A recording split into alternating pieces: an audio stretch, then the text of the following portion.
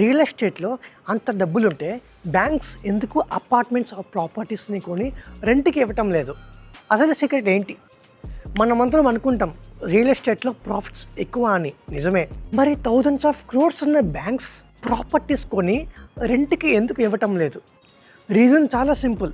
మనకు తెలిసిందే, బ్యాంక్ పని రియల్ ఎస్టేట్ చేయడం కాదు. బ్యాంక్ పని మన దగ్గర డిపాజిట్స్ తీసుకొని వేరే వాళ్ళకి లోన్స్ ఇవ్వటం. ఒకవేళ బ్యాంక్స్ లక్షల కోట్లు పెట్టి ప్రాపర్టీస్ కొంటే ఒకవేళ మార్కెట్ క్రాష్ అయితే హ్యూజ్ లాసెస్ వస్తాయి.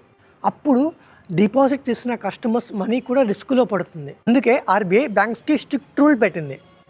ఇంకొక ఇంట్రెస్టింగ్ పాయింట్ ఏంటంటే, బ్యాంక్ ఒక అపార్ట్మెంట్ లేదా ప్రాపర్టీ కొని రెంట్ కోసం వెయిట్ చేయడం కంటే వందలాది మందికి హోమ్ లోన్స్ ఇచ్చి ఇంట్రెస్ట్ ఏం చేయొచ్చు. కొలాటరల్గా ప్రాపర్టీని తీసుకుంటారు. సో దీని ద్వారా ఆ ప్రాపర్టీ మెయింటెనెన్స్ ఇష్యూ ఉండదు, టెనెంట్ ఇష్యూస్ ఉండవు, టైటిల్ ఇష్యూస్ ఉండవు. వాళ్ళ పని వాళ్ళు చూసుకుంటారు. కాబట్టి బ్యాంక్స్ రియల్ ఎస్టేట్ని ఓన్ చేయటం కంటే రియల్ ఎస్టేట్కి ఫైనాన్స్ చేయటం ప్రిఫర్ చేస్తాయి. అందుకే బ్యాంక్ మీ ఇంటి ఓనర్ అవ్వాలని కాదు, మీ హోమ్ లోన్ మీద ఇంట్రెస్ట్ సంపాదించాలని కోరుకుంటుంది. మరి మీరేమంటారు? ల్యాండ్ లాట్ అవ్వడం బెటరా లేదా బ్యాంకులా ఇంట్రెస్ట్ సంపాదించడం బెటరా? కమెంట్స్లో మెన్షన్ చేయండి.